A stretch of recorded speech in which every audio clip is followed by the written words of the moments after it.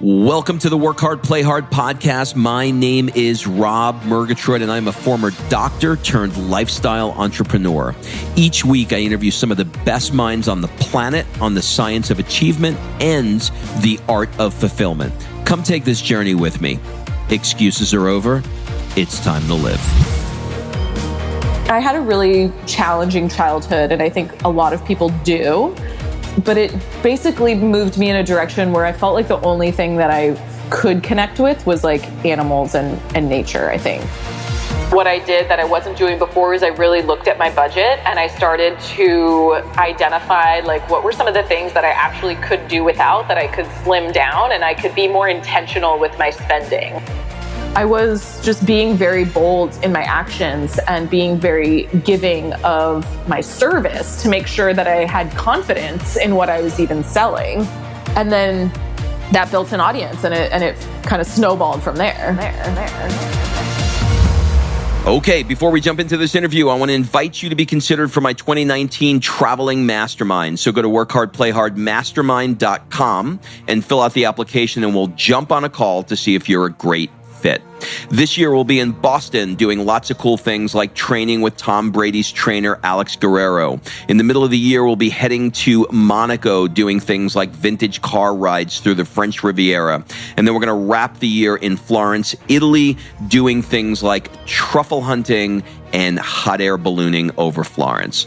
Look, life is all about fulfillment, and I really try and walk the walk. So if you are looking to be part of our tribe of 28 high-achieving entrepreneurs that are in the 6- and 7-figure range, fill out your application at workhardplayhardmastermind.com to be considered. So think of the mastermind as having two parts. The first is the trip itself, and the second part is what goes on over the 4 days within the mastermind. Our group of 28 entrepreneurs will help you brainstorm and accelerate what you want to achieve in 2019. And we'll do that through a variety of different exercises, brainstorming activities, breakout sessions, goal-setting sessions. You know the drill. So go to workhardplayhardmastermind.com, fill out an application, and we'll jump on a call to see if you're a fit. All right, let's jump into today's episode. What's up, everybody? This is Rob Murgatroyd, and welcome to another episode of the Work Hard, Play Hard show. This episode features Adrienne Dorison. You can find her on Instagram and elsewhere at Adrienne Dorison. So I wanted to have Adrienne on the show because she has an entirely different approach to creating more fulfillment in your life. And I want to give you guys so many different ways that you can get more fulfillment. And I love the way she's doing it. She's doing it through helping you automate your business so that it runs like clockwork. I had a lot of fun with this interview. I learned a ton. You are gonna love it.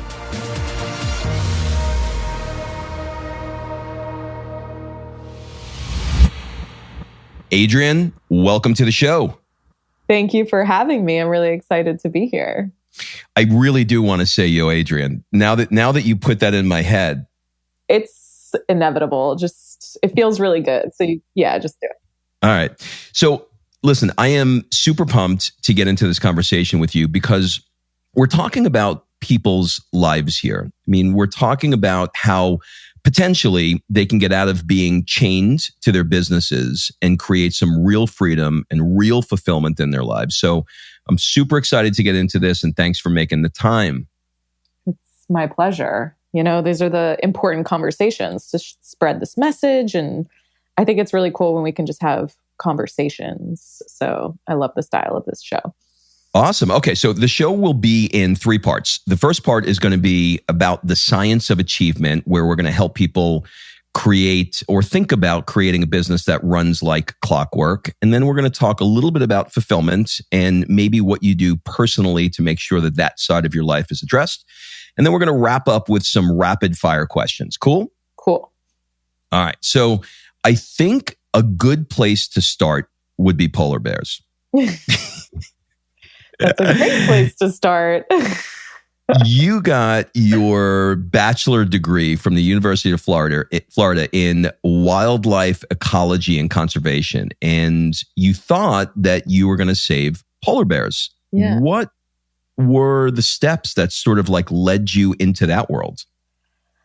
I've always just been wildlife and animal obsessed and like from my early childhood days. And so then when I went to university, I thought, I'm going to become a veterinarian. But I really only wanted to become a veterinarian because I thought that was the only way to work with animals. And then once I started like digging around a little deeper, I realized actually I don't really want to be like in a room putting animals to sleep. I just didn't think I could emotionally handle it. I wanted to do more of conservation work. I have a big heart for sustainability and conservation. And so I looked into it and there was a wildlife ecology and conservation degree. And I was like, I think that's actually what I want to do. So I was dual majoring because I had just kind of like picked business when I got into school because who knows what else you pick. I feel like it's so young to like pick your trajectory for life.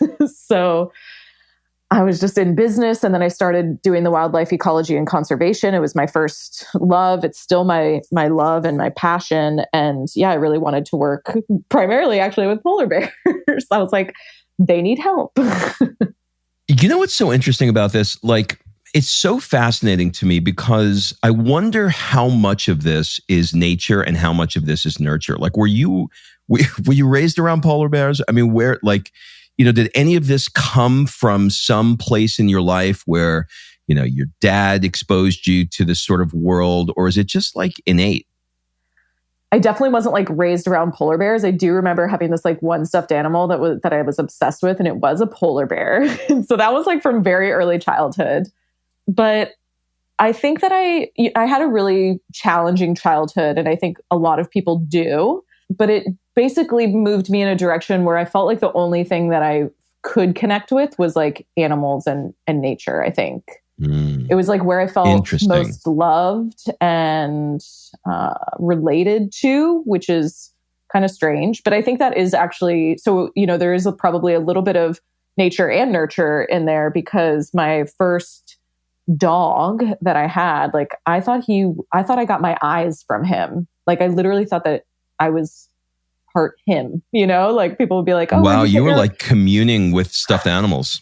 Yes. No, well, this one was a real dog, but this was okay. I thought we were still in the stuffed animals. You actually real dog. I thought that I got my brown eyes. I thought that I got them from Breezy, our dog. I would tell people. Oh my God. And that was like at 16 years old, right? Yeah, totally. All right. So in 2012, you moved on and you got your master's and you went to the University of Georgia, where I am. I live in Atlanta. Yeah. And ultimately, from there, you wound up working for international paper in the polar bear department. So in the polar bear, yes, exactly. By the way, I'm just going to kill polar bears. I promise I won't keep doing it. What happened? Like, where did the polar bears go? How did you wind up? And polar bears, by the way, we're using as a metaphor for all of the things, from I really ducks was to obsessed with polar bears. It was kind of the thing I wanted. It's a very like large, appealing animal. I was really into predator prey. They're just cute. Yeah. Let's be honest. They're cute. I think they'll rip your face off, but they're cute. Well, there's only 2 animals on the planet that will actively hunt and kill humans. They're one of them. So, not. Oh, you're so kidding cute. me. Oh no, they'll see a human and they're like, that's prey. This giant stuffed panda bear looking thing will eat you. It'll find you. So there's only 2 animals on the planet that will say, oh, that's a human. I recognize it as a human or, human species. I'm actually interested in killing it now. And that's polar bears and crocodiles. Hang on, I gotta just think about this for a second. We just took a left turn. So crocodiles, so a crocodile will look and go, oh, human. That's a human. I want to eat him. That looks good. Yeah. Wow. We can end the show right here. That's really freaking cool. But I was still obsessed with polar bears. Yeah. It's like, even though apparently very not nice, I still wanted to pet them and save them. But somebody else taught me on a podcast once. I'm assuming it's correct. You could probably correct me if I'm wrong, but I think giraffes don't have vocal cords. And so the guy said, next time you hear nothing coming, look out, it might be a giraffe.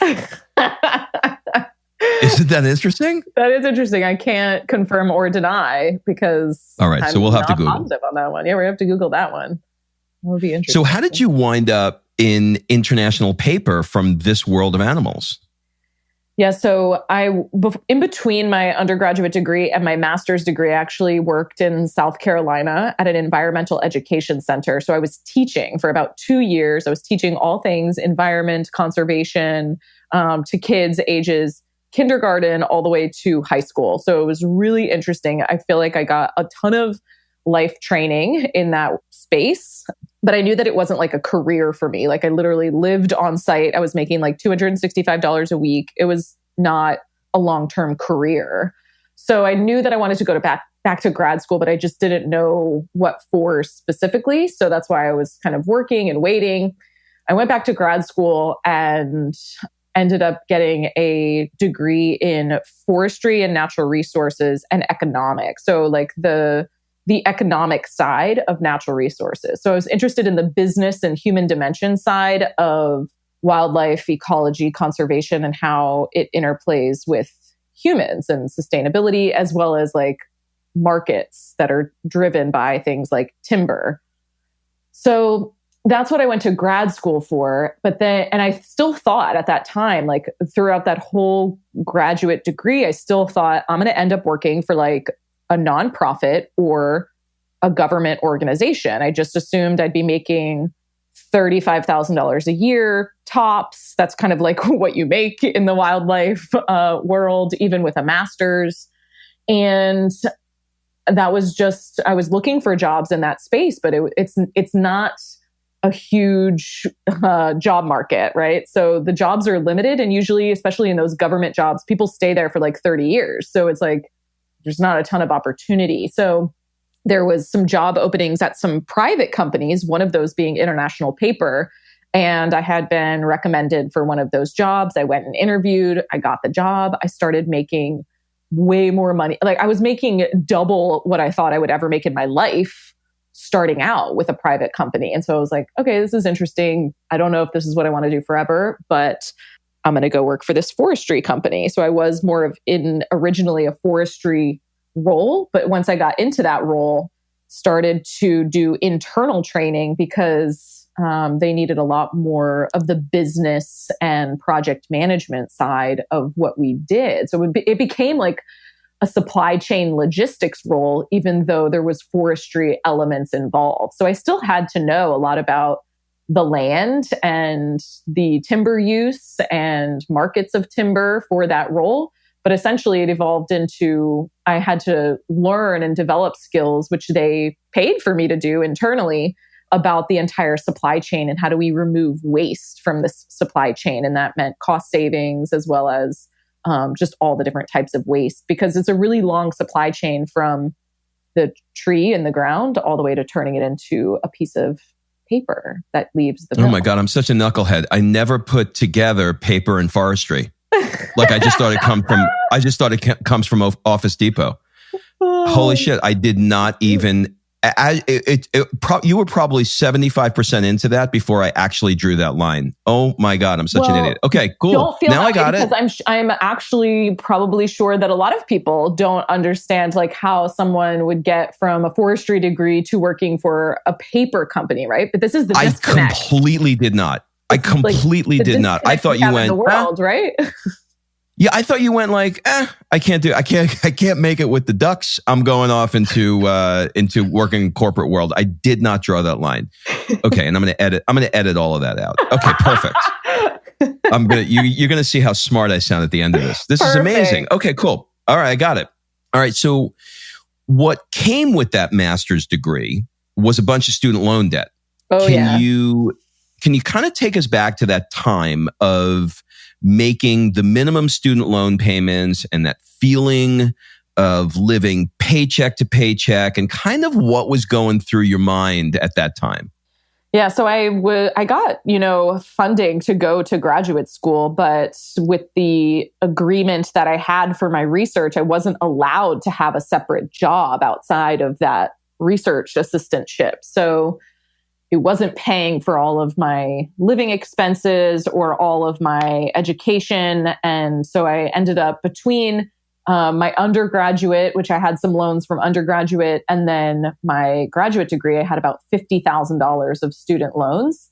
And I got this job where I was finally making some money. It was the first time in my life that I felt like I had enough money to buy the almond butter that I wanted at the grocery store. Mm-hmm. And so I was buying Big treat. Yeah, I was like, I'm going to buy the $6 almond butter because I've felt like I have lived on nothing for so long.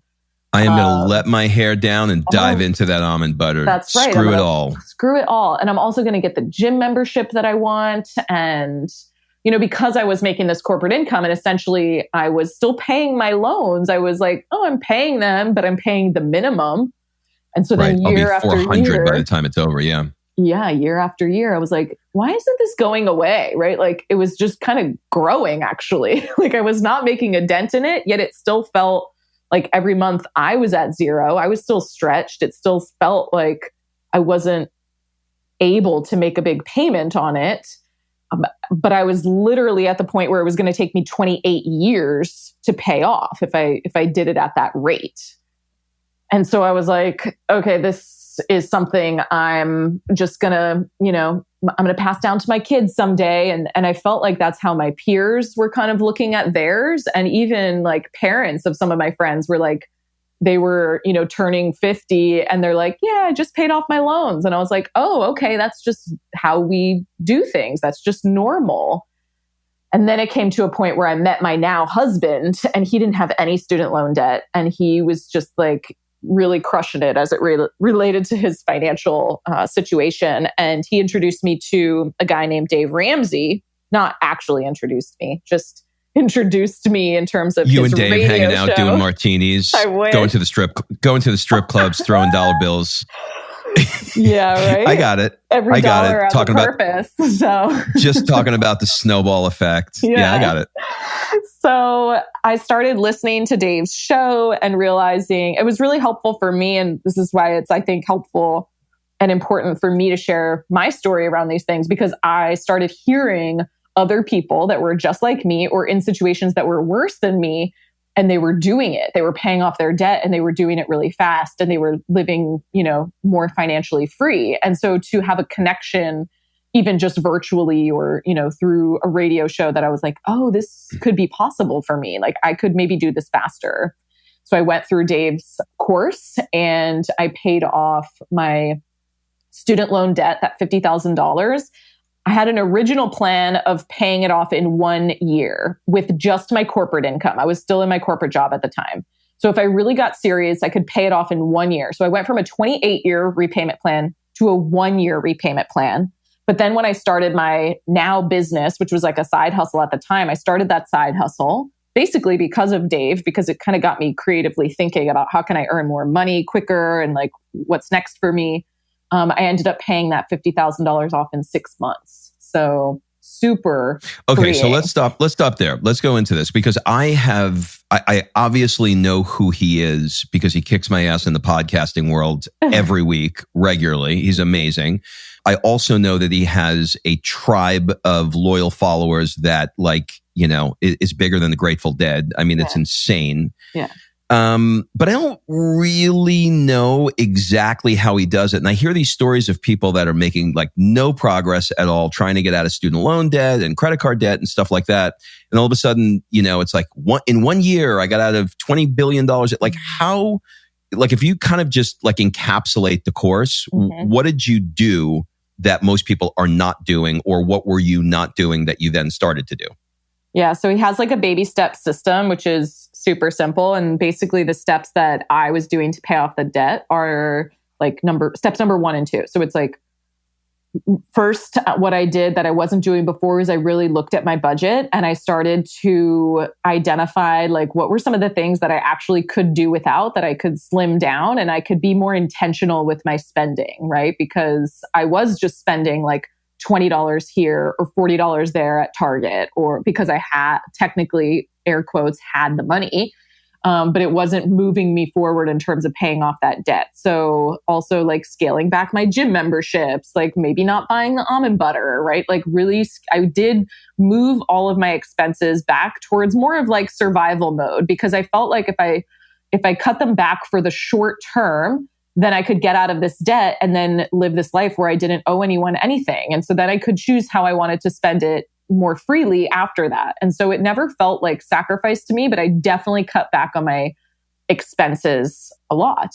And then I started putting as much as humanly possible towards that student debt. And what I did was his snowball, effect, where you don't worry about the interest rates. Because most people start paying off the highest interest rate first. But what it does is it doesn't give you any small wins. So he uses the mindset of momentum to help you get small wins so that you'll keep going and pay off this debt. So instead of paying off the highest interest, you pay off the smallest loan first. So inside, and you're like high-fiving yourself all the time. And I had a visual on my kitchen, on my refrigerator. It was like a dry erase board that I drew this basically scale of how much debt I had. And then I would fill up how much I was paying off each week. And it was growing, each week, then I could see the progress, and it was growing and growing and growing. And I knew once I filled that cup or whatever it was, got to the top of it, that it was done. So that was also helpful in terms of building that momentum. But yeah, I paid, inside of my student loan, there was probably 6 different loans. That's usually how student loans work. And so I just started with the smallest one, even though the interest rate wasn't necessarily, and with student loans, all the interest rates were relatively the same, but I started with the smallest one, paid that off, and then snowballed, put all of the money that I was putting on the smallest one, put that towards the next one. And then it just cycled, went really fast from there. I also I sold some things, I sold a TV, I sold things, it was just very important. Because you were all in. You're all in. I'm getting done with this. It was so important that I did it as fast as I possibly could. And I do not regret any bit of that. No, it's amazing. I had $150,000 in student loans. I'm a chiropractor by trade. Yeah. And the first year I got out, it was $150,000. And that was 25 years ago. So you can imagine, amazing. It freaked me out. So I paid it in 1 year because I just went nuts. Right? I lived like I lived as a student, and I said, I am not changing anything. I'm going to continue ramen, but every dollar I make is going to go to this. And I worked, from 7 a.m. to 8 o'clock at night, 5-6 nights a week until it was paid. And that feeling's incredible. So what I want to ask you about is, what did it feel like for you on May 31st, 2015, when you turned in your letter of resignation because you were able to, say, I don't have this payment anymore. I don't have to work here. Yeah, that's funny, because I actually was going to continue working there for a little bit. And I actually got called out publicly because I had this side business at the time, and it wasn't a non-compete. I wasn't doing anything illegal in terms of my job. I was writing a blog, and one of my coworkers anonymously turned in my blog to my VP. And I basically got a phone call from him one day, unexpectedly, asking me if, he saw this blog, it was put on his desk, and he was wondering if that was my letter of resignation. And I was like, no, I wrote that blog 4 months ago. So I was like, well, was there something in the blog that you wrote about referencing leaving the company, or what was it? No, I wrote about the idea of having a side business, and that it was actually, fueling me, and that I really, was paying off this debt, and that it helped me to kind of live some of my values and passions in the side business more. But my performance was never lacking at the job, right? No one ever even knew, for the most part. I wasn't parading it around necessarily. But that was kind of by that point, I had just finished paying off my debt. And I think it was a gift from the universe, because I think I would have stayed in that job a lot longer if it was up to me to go and be okay, it's time. So really, it came down to, I had just finished paying off the debt, so I was able to, have, and my side business was making me more money than my corporate job was at that point.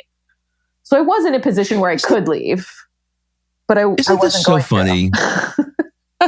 But like I'm sitting here and I'm like, this is so crazy. You got a boss that sees a blog. You're obviously doing well. You're obviously excited. Instead of coming in, saying, "Hey, sit down. I read your blog. Freaking awesome, girl. Go get them." Yeah. You know what I mean? You're doing a great job here. I want nothing but the best for you. But it becomes this like corporate self-interested thing. Yeah. So crazy. But, like you said, sometimes these things happen it was exactly the way they're supposed to. Yeah. I mean, they basically gave me an ultimatum. And so that's how my resignation came in. And I don't think that they thought I was going to make that decision. And so I think that they were very shocked. But I went in the next day, let them know that I had made a decision. It was one of the hardest conversations that I feel like I've ever had. And they asked me to stay for another 2 months. I thought they were going to walk me out that day with my stuff in my hands. Yeah, here's your box. I thought I was gone. And they're like, "Oh, can you help us?" I was like, "I'm not staying for 2 extra months." I was like, so I did. I wanted to leave on good terms. I stayed an additional 6 weeks to be there to train and wrap up some big projects. And then I left, and it was good, and it was scary, and it was freeing, but well, let's talk about that point right there. So in that blogging world, within a year, you were making triple what you were making at the corporate job. Mm-hmm. What do you attribute that to? Naivety. How do you say that word? Yeah. Is that correct? Let's go French. You want to go French? Yeah. We'll do naivete. Naivete. It's like Ginete, but naivete. I like that better. Naivete. Okay, good. I would say naivete. I picked a word for myself in 2015, which was bold. And I just took a lot of bold actions. I put myself out there. I was sharing that debt freedom story. I was, using the skills and expertise that I had from the corporate world, but I was applying it to small business owners. That was my goal was, okay, I kind of have this expertise around, helping the company create cost savings and get more results with less input in terms of resources. Could I do this for a small business? Because I think that I would actually prefer to work directly with the people that care more. And I did a lot of work for free. I would say that was a big fuel in the beginning was I needed to make sure that I could actually get people results. And I think that there's a lot of people out there unwilling to do that right now. And they see me now having this really successful company and making, a good income. And I was making a good income even back then. But the 6 months prior to that, I was doing a lot of work for free. I was making sure I could get results. I was emailing my dad, my brother, my sorority sisters saying, "Do you know anyone that would get on a call with me that I could serve in this way?" So just really, I put it on my personal Facebook page, even when I still had the job, right? So I was just being very bold in my actions and being very giving of my service to make sure that I had confidence in what I was even selling. And then that built an audience and it kind of snowballed from there. I love this. I think I have you figured it. I think I've analyzed you. You ready? Yeah. You are heart-centered and systems-based. 100%. I figured you out. Ladies and gentlemen, let's drop the microphone. I nailed it. You're a heart-centered, system-based gal. Yep. Okay, so listen. You started this podcast called The School of Mastery in 2018. And then you decided... 2015. Okay. And then in 2018, if I got the date right here, you decided to go all in on a project with your business partner and your husband, which is where you are now, which is called Run Like Clockwork. And the goal of that project is to help entrepreneurs create a business that's automated and runs itself. Why, if I got that right, why did you decide to do this? Yeah. So this is essentially the work that I've been doing in my previous business. Adrienne is basically my personal brand, Adrienne Dorison, and I did consulting there. It's basically the work that I've been doing. It's all about how do we create operational efficiency for small business owners. And I decided to go all in on this partnership with Mike and this new brand, Run Like Clockwork. Mike was writing the book Clockwork, and he was looking for someone who had Lean Six Sigma and operational efficiency expertise, but in the small business. All right, hold on. I got to interrupt you. Yes. I got to interrupt you because I don't know what that means. What's Six Sigma? So Lean Six Sigma is the kind of the corporate skill set and tool belt that I used when I was in the corporate world, but it's all about process improvement and operational efficiency, right? So it's how do we create more results for less or more results for the same in terms of resources. So it's really looking at the removal of waste as it relates to a system or an organization. And so Lean and Six Sigma is the continuous improvement toolkit that a lot of large corporations use. And that's what I was trained in at the corporation that I was working for. And so when I was starting my side business, my now business, I was trying to figure out how do we apply these same concepts, but to a small business owner who doesn't have millions, billions of dollars of resources or mass resources. So the tools had to be adjusted. They had to be, transitioned and really finessed. And so that was kind of the toolkit that I was creating in my own business, but it's all kind of from the same lens. Okay, got it. Do you know why it's called Six Sigma? Yeah, there's a mathematical equation that no one really wants to hear, but it's statistical analysis, right? So it's a lot of statistics and data-driven, tools that we're using to make decisions, which is what we do with our clients at Run Like Clockwork. Like you need, as a business owner, we need to know the numbers. We need to be making data-driven decisions. We just do that in a little bit of a different way than maybe we're not going to run a Stata, which is a statistical analysis program we would use in corporate. It's a little different, So it's interesting. So I'm assuming that I want everything in life leads to the next, but I'm wondering how much of Dave Ramsey's that story that you told us about getting out of debt, and looking at the numbers and seeing how these things work, and your affinity for sort of numbers. I'm wondering if this was something that was kind of trained into you when you were like, oh wow, I got a system here. This is a good system. I'm able to get out of debt. What if I applied this system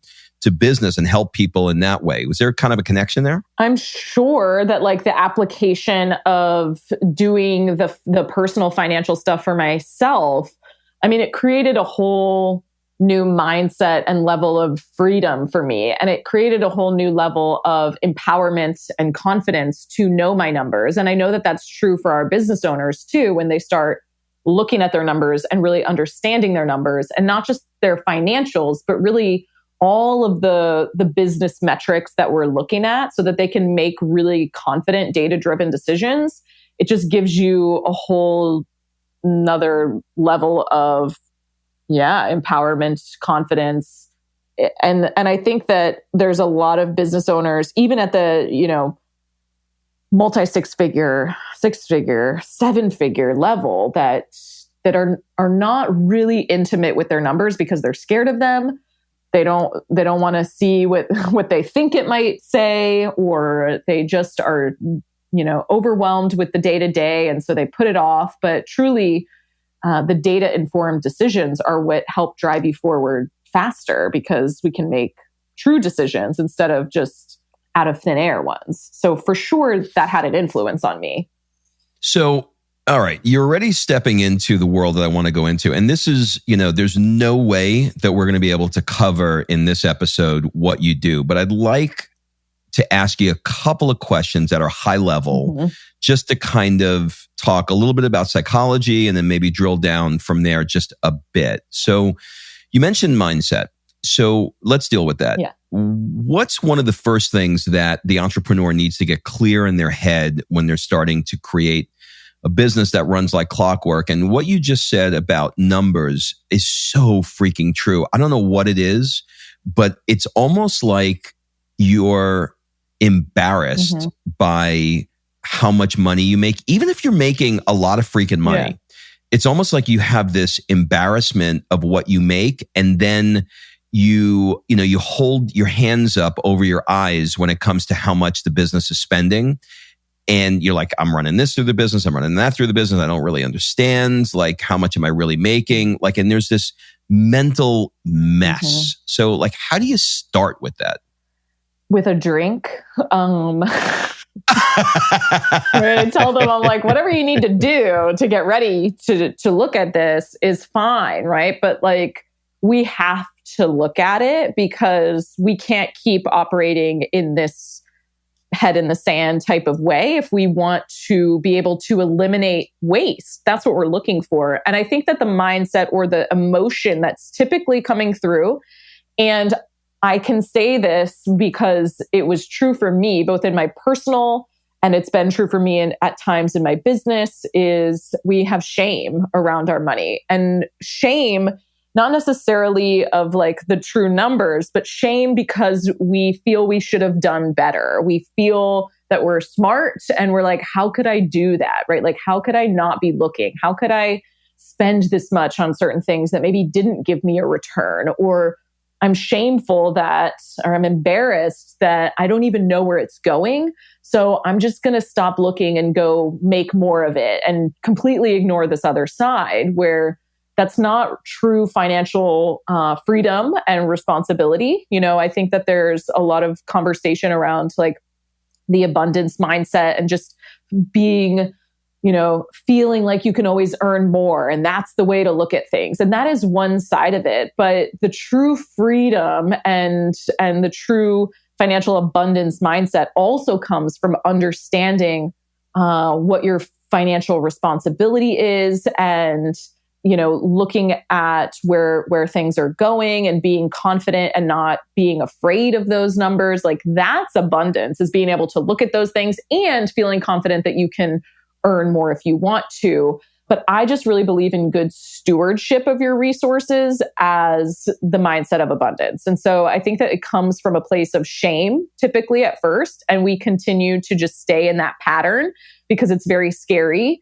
And so the first thing that we have to do is get our clients comfortable and put them into a safe space where they feel like this is going to be non-judgment. This is going to be safe. This is going to be the first step towards a lot more growth, both personally and from a professional business side, because we can't improve things if we don't understand the baseline of where we are. And so we have to have the data, and every business owner has data and information, and most business owners just aren't looking at it with enough depth. Yeah, like right now, I'm not getting on the scale because I don't want to see what Christmas did to me. And that's not good, right? Yeah. So I understand, like we can't turn a blind eye. So if you could pick, this is going to be a really difficult question, but if you could pick only one that's more important, would it be cutting expenses or earning more money? And the lens that I'm looking at this through is, when I think about cutting expenses, at some point you hit a wall where you're like, I can't cut anymore. Yep. Like, I mean, I could, but I don't want to live like this. Like, I want the freaking almond butter. Do you know what I mean? So I don't want to keep cutting. And, you know, I just want to make more money. So like, I know that you need to keep your eyes on both because at some point you're Michael Jackson and you're making $20 million and you're spending 21 million. Like, I get it. So I get that. But like, if you had to kind of pick one, could you pick one or is that not a fair question? Well, I think that it has a caveat, right? Like, I totally want our clients to earn more. And I know that they actually have the potential to earn a lot more if they get the operation side running really well. Usually there's some bottlenecks and some small tweaks that we have to make operationally that will unblock their ability to grow and create more capacity for themselves. And I want that for them. That's part of it. And that's possible for them. But I don't want them feeling like they have to earn more and more and more just to kind of keep up, right? Like, because that can become cyclical and it can have just as bad of a feeling as cutting back if you are only like being like, oh, I need to earn more, or, oh yeah, I can earn more, so I'll spend this, and then I'll earn more so I can still spend this. And it becomes this game of having to work more or continue to do more and more and more to only keep up with what you're spending, just because you have this belief that you have an abundance mindset. So I believe that, you should have desires and you should be able to fulfill them. but that also your fulfillment doesn't come from that. So I think that there has to be a disconnect there between like your finances and what you're trying to fill. But it is an unfair question, I think, because I would say earn it's more, both. but not with the assumption that you're spending more at the same rate, because then what's the point, you know? Well, this is why I bring it up, because I think every small business owner is always in this situation where they're like, you know, which way do I go? Do I expand the company? Do I get bigger? You know, do I use the word bold and I'm going to, you know, up it up and increase the income? Or do I just start firing people and cutting expenses because my payroll is too high? You know, well, in that sense, I would say grow. Okay, cool. Don't I love that. I love people because you don't want to pay people for what they do, right? Like, because those people are what gets you out of the day-to-day, you know, operation in terms of like what we talk about. And a lot of the business owners right now that we work with, like they're not spending time on the thing that's most valuable or the thing that they got into the business in, like why they started this thing in the first place. And so actually spending money on team and people and building the systems is what creates more space for you, and it will help you grow the company. And I think that also depends on individuals' visions, right? Like some people have this massive vision for what they're doing in the world, and you should fulfill that. And other people have a vision of keeping their company really small and they want to be boutique, and that's fine too. But I would never want you to stay small just for fear that you can't manage people or that you don't have the money to do it. Like, don't fulfill a dream or like don't suffocate your dream based on fear of like what you can and can't handle, because that doesn't have to be your truth. But in that case, I would say, yeah, you need to grow and bring on other people to do the things and pay them for it that you don't really need to be doing. Yeah, let's talk about that. In your experience with the kind of clients that you're working with, do most of them want to continue working in the business, or would they prefer to have the business run like clockwork without them physically being there and allowed, you know, in a franchise sort of way, allow this thing to function without them? I think there's actually a really strong mix, because a lot of them want the day-to-day operation to run without them, but they still want to, you know, do the thing that they get the most, you know, fulfillment from, or they are the most valuable there, right? So for example, even my business partner, Mike McAllowitz, like he loves the doing side of writing. Like he wants to keep writing. He doesn't want to like just go live on an island and never, you know, touch the business again. But he doesn't want to be involved in the day-to-day operation of it. So I would say our clients are a mix of that, where they want to be involved, but only in the thing that they are really passionate about and that they do best. And so we can get them to that point. And then there are others who really want to create a business that is what I would say, quote unquote, sellable, where they maybe have another project in mind, another business. They're true entrepreneurs where they're like, I want to go start this other business. I have so many ideas for the next business, and I don't really need any involvement in this business. I'm happy for it to just, you know, continue to run without me. We've got a great team and system in place now. And maybe they have a desire to start another business or to even sell the business that they have currently. And so they come to us to basically move that business to a point where it is sellable. Because typically if you're like completely basket woven into the day-to-day operation of the business, and there's no system of how you would transition that to a new owner, it's not sellable. So this is interesting. I made a decision. I just sold this week my chiropractic practice after 25 years. So this is thanks. So this is super timely. Yeah. And I knew that to be able to sell this thing, I was going to have to get out of the day-to-day operation. So over the last 2 years, I hired a new doc. I created checklists, and I hired a mid-level manager. Because you need actually like a very unique buyer for that business too. They have to be certified. They have to be, you know, a doctor. A lot of businesses don't even need that much. So it's a very unique sell that you had to do.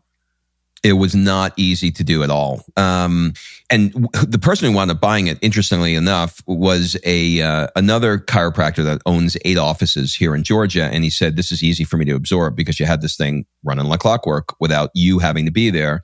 so I can actually open one more, and I don't have to begin this from the beginning. I just have to plug my system on top of your system. But the reason why I'm bringing this up is I hit a point. Okay, so let me back up. I did an interview with a guy.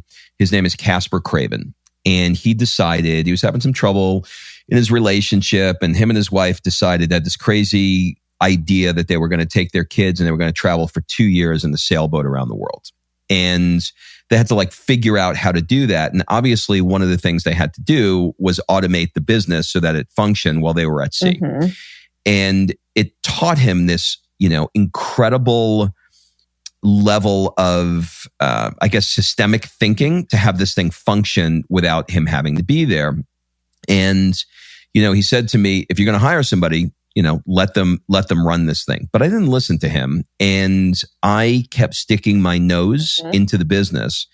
And the manager I hired to do this, she sat down with me and she said, look, you hired me to do this, but you're micromanaging me. So, either let me do this or let me go. And the moment I pulled back from the business and I allowed her to do it, but what I want to talk about is the torture that I felt because she was making mistakes and I wanted to come in, grab her by the shoulders and move her and go, no, this is how it's done.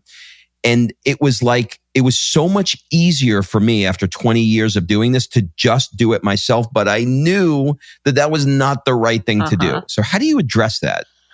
It's the number one challenge, right? So it's this is a little bit like parenting, in that we have to let our team members make mistakes, because usually if we look back on our own lives or even the way that we're trying to swoop in, typically how we have learned things is through our own mistakes or lessons or through some situation that we've personally experienced that has given us this knowledge. And it's, it's sometimes beneficial to be able to mentor our team members and guide them.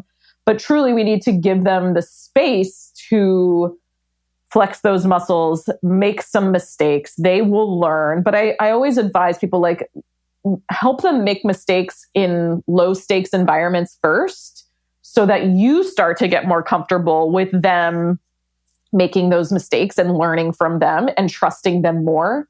And I think there's, part of this is making sure that you have at least some of your core immutable laws of business in place, or your brand guidelines, how you would operate in certain, scenarios, so that you can make sure these aren't super high stakes mistakes that cost you the company.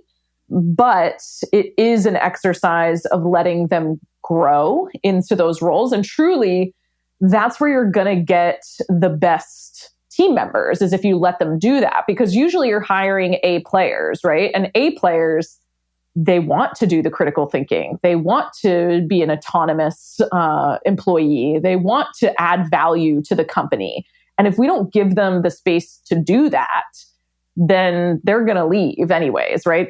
Like she told you, she said, if you don't stop micromanaging me, I'm going to leave, right? Because I need to have this space. You hired me because I am good at what I do. Does that mean I'm perfect? No, but for some reason we expect all of our team members to be perfect, even though we realize we're not, right? So so true. So we have to. That is so true. Why did you make a mistake? Because I never made one. I've never made one, right? And so we have a philosophy, one of our core mottos that I've kind of lived by ever since I left corporate is, we're not creating oxygen. And I tell this to my team. I tell this to myself when they make mistakes, when I make mistakes, when there's just that certain energy where we feel I can tell people are on edge. I'm like, guys, we're not creating oxygen, right? And I try to pass that on to our clients as well, because I can just feel sometimes the anxiety and the stress that not just the business owners have, but that they're then transitioning onto their team members, right? Everyone feels like we're on edge. We feel like everything is the most important thing. Everything is urgent. Everything has to happen now. everyone's stressed out, they're burnt out. And it's no wonder because we're treating our companies and the day-to-day operations as if we're creating oxygen. Now, that's not to say I don't value what we're doing. And I do believe and I do understand that this is, your livelihood and it's important.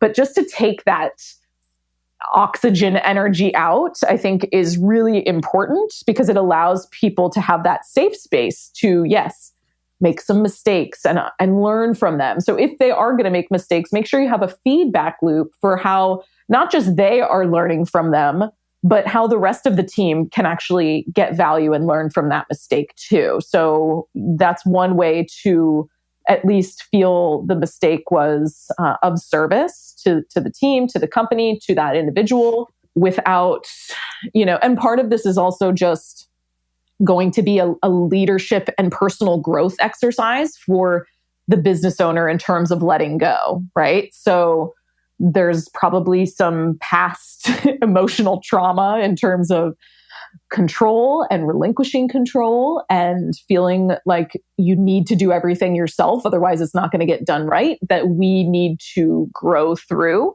And I'm not saying it'll be easy, but it will absolutely be, worth it in the long haul. Because like you said, until you stepped away and said, you know what, I really need to let her grow and operate and make these decisions with some guardrails, of course, but she's not going to grow. And yes, that's going to be uncomfortable for me. And this is what we usually see happen is as soon as a business owner starts to remove themselves from the day-to-day, they get uncomfortable and they start to reinsert themselves in ways that is completely unnecessary. But I believe this is true because a lot of times as entrepreneurs and as small business owners, the way that we are getting our own self-worth is through our work ethic, our business. We would describe ourselves as hardworking.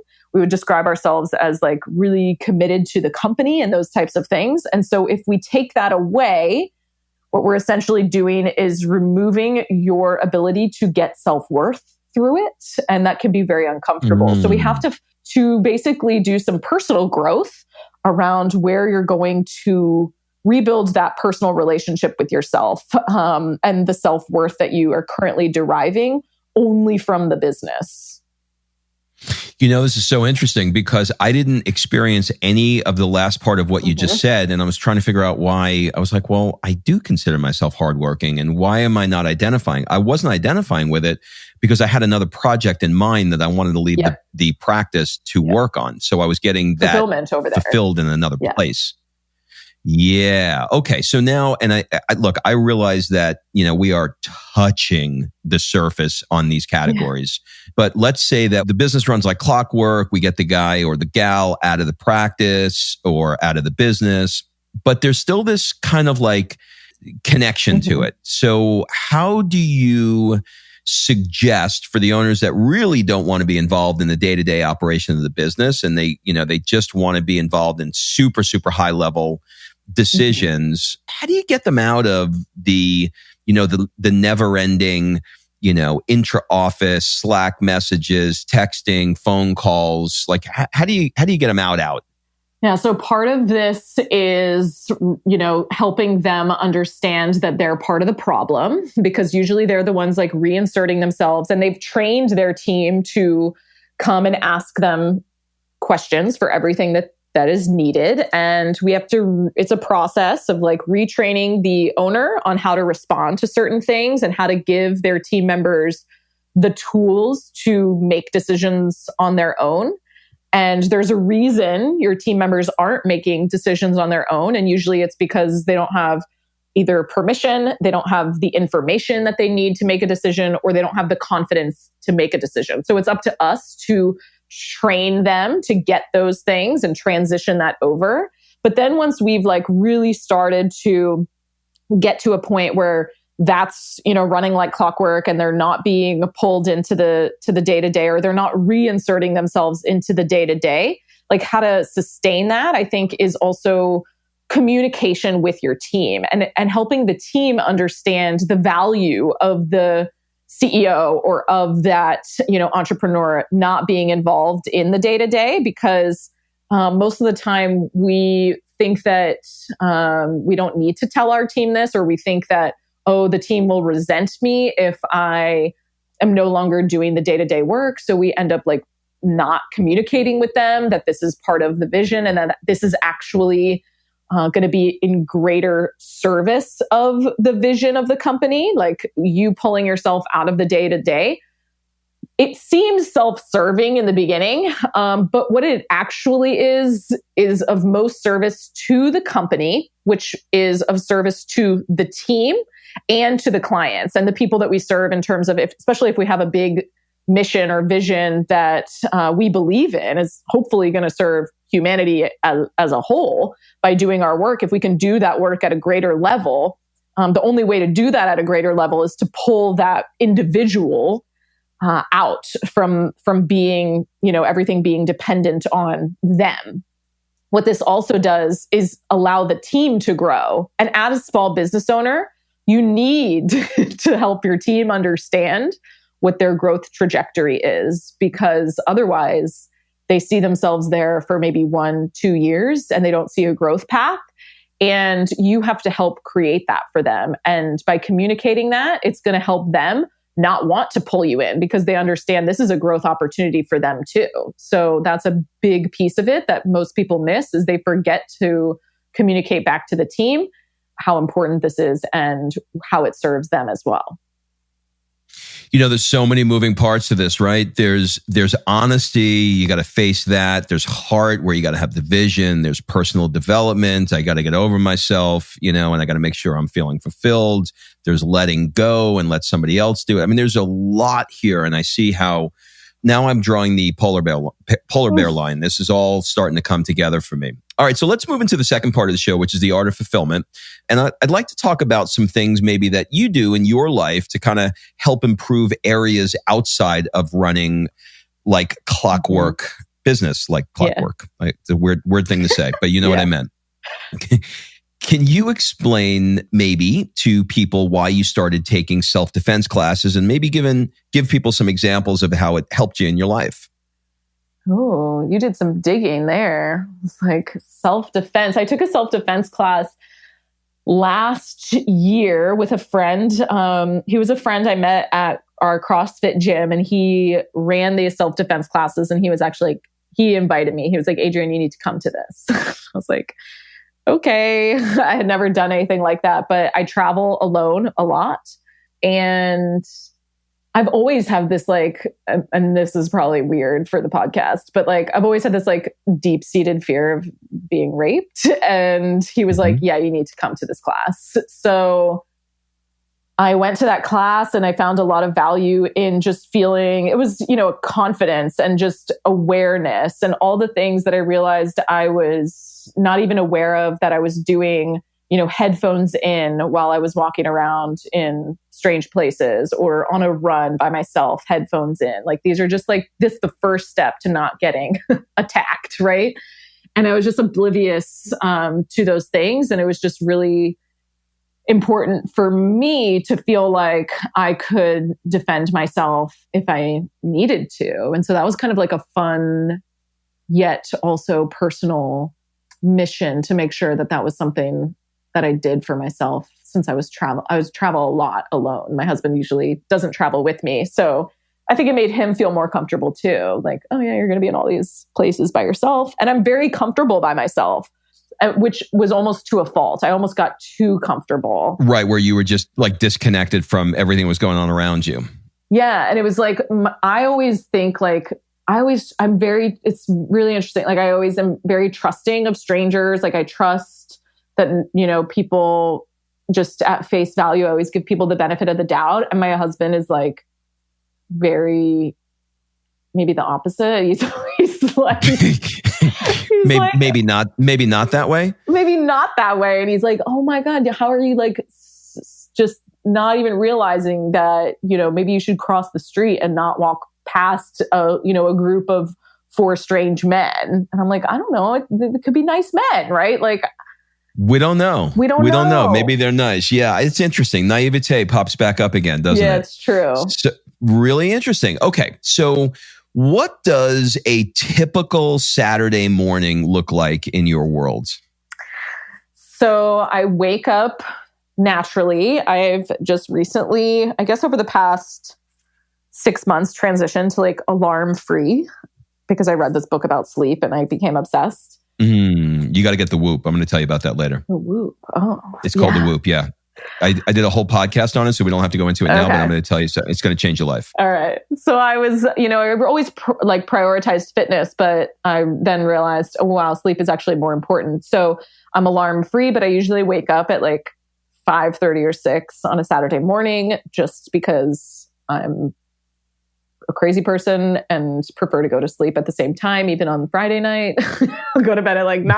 Actually, it's super smart. Yeah. Really super smart. I go to bed at like 9, wake up at 5:30, snuggle my dogs for a little bit. I have 2 dogs, one who gets way more airtime than the other. And then I work out. I work out in the morning, and then I will usually go for like a long walk.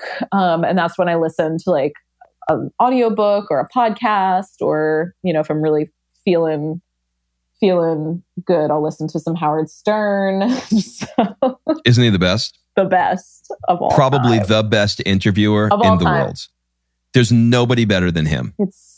It just lights me up, so that's a personal like guilty pleasure is my Howard Stern. Love him. There's a reason why that man makes $50 million a year. Yeah. If you could spend 1 month anywhere in the world, where would it be and why? Africa, more specifically South Africa, in the Kruger National Park. It's something I've already done, but it's like my greatest love is I just feel very at home in Africa. I feel that I get to like reconnect with my first love and passion, wildlife. And it's just the ultimate in terms of nature and wildlife ecology and conservation, and it's just majestic. Like it's the only thing that like brings me to tears just by the beauty of it, is being out in the bush. So I don't know if you've ever gone on safari, but I have. Actually, I did I was in Africa last year. I did Cape Town. I did not make it to Kruger because we went for New Year's Eve, and it was a big New Year's Eve Cape Town thing, but there were safaris that we did. Yeah. It was a little Disney World as compared to Kruger, but it was really cool. Yeah. So that's where I'd spend a month. It's part of my personal goal for myself over the next 2 years to be able to spend between 4 and 6 weeks in Africa at least once a year. So that's going to be happening. Regular thing for you. Regular. Love it. Yeah, I want it to be regular. If you could go to only one restaurant before you die, where would your last meal be? I'm about to die, right? So just really blow it out. Yeah, it's over. I feel. This is your last meal. This is all you get. Probably like a really great steakhouse. Is there one in particular? I mean, we have one called Burns down here, and yeah, it's amazing. Amazing? Yeah, it's good. What is the one thing that's rocking your world that has nothing to do with work? Well, Miley Cyrus is rocking my world right now. Miley. Why Miley? I just love her. I feel like she is like really coming into her self right now. And I think I feel a synchronicity in that I feel like she's been around for a while, but she's really starting to like write music that is so true to her.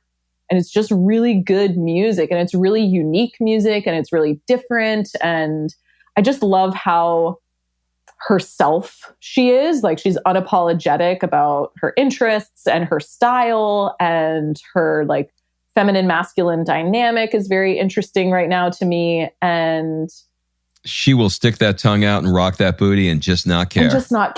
And it's just, yeah. And she's just a talent as well. Like I think that her voice is actually one of the best out there right now. And it is. Did you hear Malibu? Her song Malibu? One of my favorites. So freaking good. So good. And her new song with Mark Ronson is amazing. It has this like... Oh, I haven't heard it. Oh, you got to go listen after this because it has this twang to it that's like a little bit country, yet a little bit... Yeah, it's good. Like everything she's putting out right now is really good. And she was just on Howard the other day again. And so I just like, I'm just really loving her. And she's also like a big, generous giver. She has her own foundation. She's just yeah, I just love everything she puts out. So I'm kind of obsessed. She's so freaking awesome. I just absolutely love her. You know, a lot of people talk about their morning routine. That's the hot topic these days. Yeah. But I'm kind of interested in your evening wind down routine. Okay. What's that look like? Glass of wine? I don't really drink that much. So no wine. My biological mother was a alcoholic for many, many, many, many years. And I think I still have a little bit of like fear for myself that like I would never want to get that way. So I don't really drink that much. I'm not like a teetotaler or anything. Like I do drink sometimes, but it's not part of my evening. I've never like drank privately, like just at home. I know that some people are like, oh, a glass of wine to like chill. Maybe once I have kids, that'll change, but not now. Oh, it'll change. It's gonna. Actually, I'm sending you a case right now. So I promise you, it's changing. Evening routine is I usually like wind down my work, shut it down, and then I like to go for another like long walk outside. Sometimes with headphones, sometimes with my dogs, sometimes with my husband. And then I usually eat dinner. I usually eat the same thing for dinner every night because I'm a crazy person and creature of habit for sure. I like to eat the same things. And predictability is safe, right? Yeah, it just makes me like, there's a little bit of OCD in there, I'm sure, but it just, you know, it's what makes me feel good. And it would make my body feel good, I think, which is what is most important. Like I've learned over the years what my body needs and does not need. And I've just been more committed to that, I think, over the past 5 years of like, okay, that doesn't feel good. You hate the way you feel after you do that. So why would you do that? So just being really true to that for the majority of my time. So I eat, and then we usually take the dogs for their evening walk, and then I usually settle down and we watch like an episode of Netflix, and then we go to bed at like 8:30 or 9, and I'll read for a little bit in bed and go to sleep. That's it. Is Netflix amazing or what? It's so good. I mean, right now, we just watched something stop. on A&E, which was the Clinton affair. I'm not sure if you've seen that, but I watched the whole thing. Good. The whole thing. It's I can't. I could literally sit. I've never been a couch potato, but Netflix is making me into a guy that cannot stop watching freaking. It's unbelievable. And I couldn't figure this out. I was talking to somebody. I just interviewed a guy who's got a Netflix show. He was the creator of Everybody Loves Raymond. Oh, wow. He's got a new show. It's called Somebody Feed Phil, which is kind of like a takeoff on Everybody Loves Raymond, and he travels around the world. And anyway, so we were talking about it, and I was like, how are they making all of these shows like nonstop? Like, where is this coming from? He said they're getting billions that it's coming in because the stock is doing so well that they're getting from private whatever in the world of, because stock offerings, and they're just taking billions of dollars and they're just throwing it at everybody to make shows, and they're making insane shows. Yeah, they are. And I try to limit myself to one episode a night though. That's my because I'll keep going, Oh, because you won't stop. Yeah, you won't stop. You absolutely won't stop. But that's what we do too. All right, so we're going to wrap up with a rapid fire round of questions. Answer as quickly or as slowly as you'd like. It's basically a first thing that comes to mind round. All right. What would your friends say is one of your superpowers? Consistency. What's one of the things you're afraid of right now? Being seen. Being seen. Can you unpack that a little? Yeah, I think that I'm just going through another growth shift in terms of like I'm having like my own Miley Cyrus moment where I feel like I'm needing to step out more and really be seen in terms of who I really am, like the opinions I really have. And there's a lot of fear around people not liking me because, of certain things I'm going to say. And I feel like it's just this, like I've been seen at a certain level to get to this point.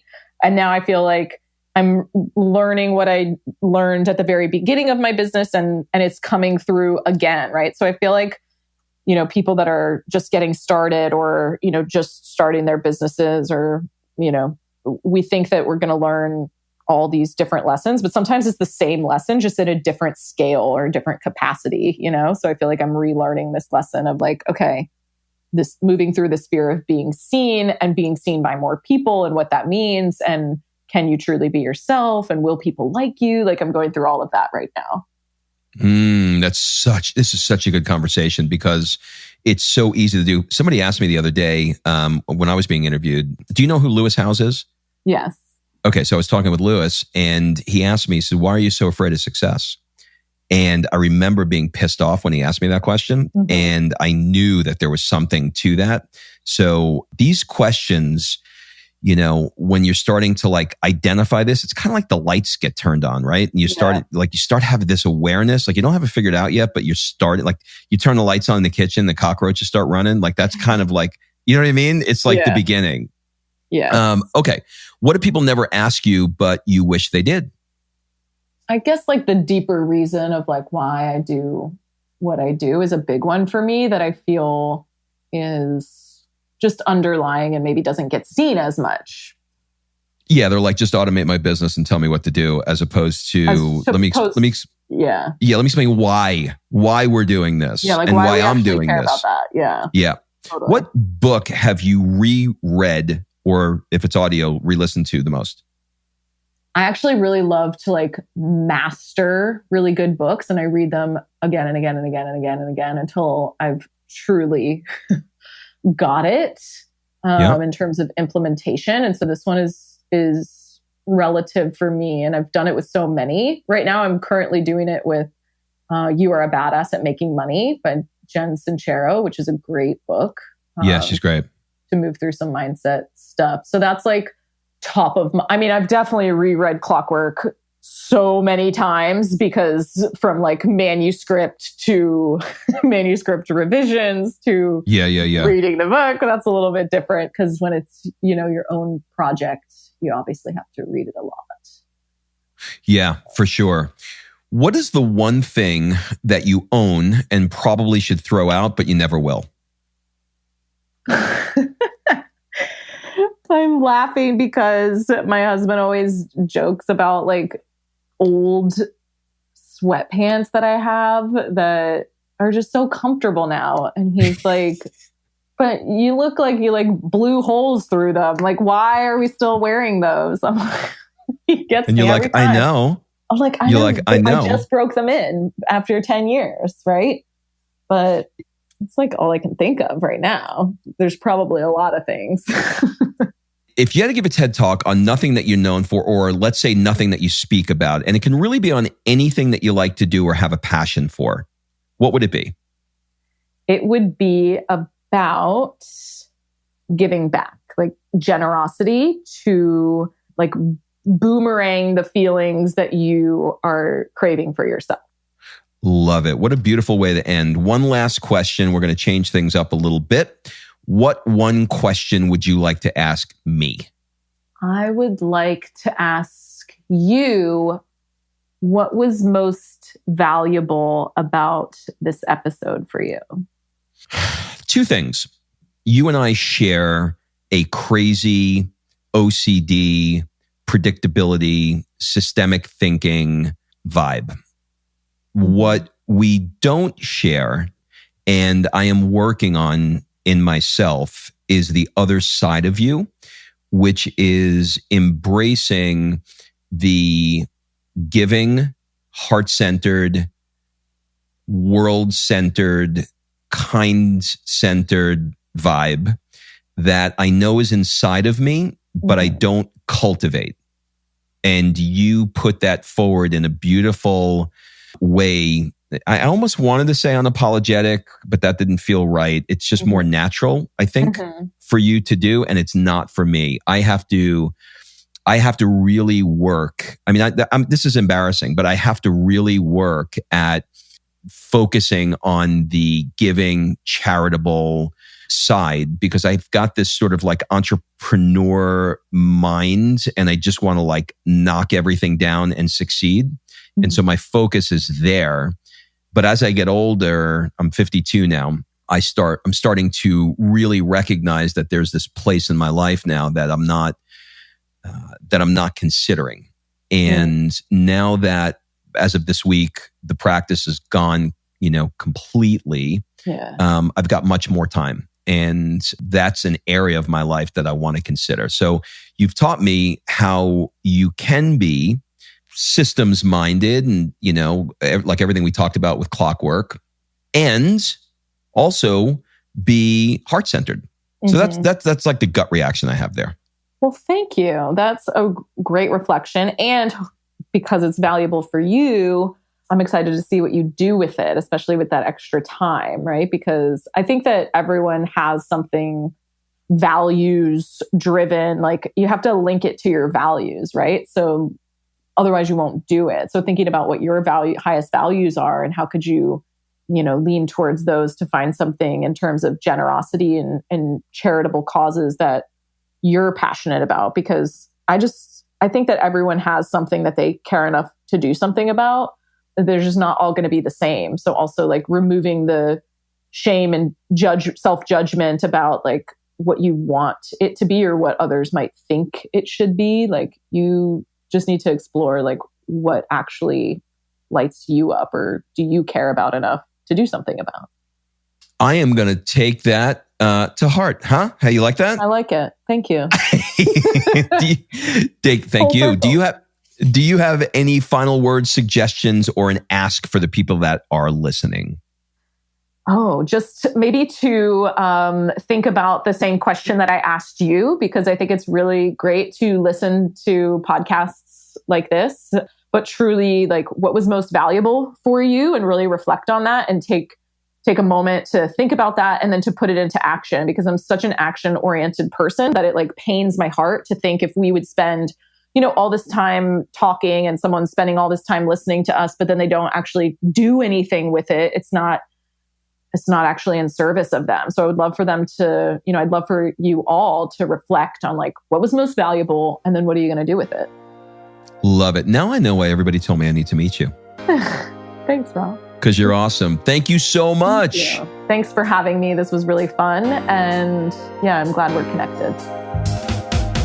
All right. Thanks for listening. If you love this episode and you know someone that needs some help in either stepping up their work hard game or their play hard game, it would mean the world to me if you shared this podcast with them to help me get this movement out there. So if you like what you heard, head on over to iTunes, take 30 seconds and leave me a 5-star review, and I will be forever grateful. So until the next episode, excuses are over. It's time to live.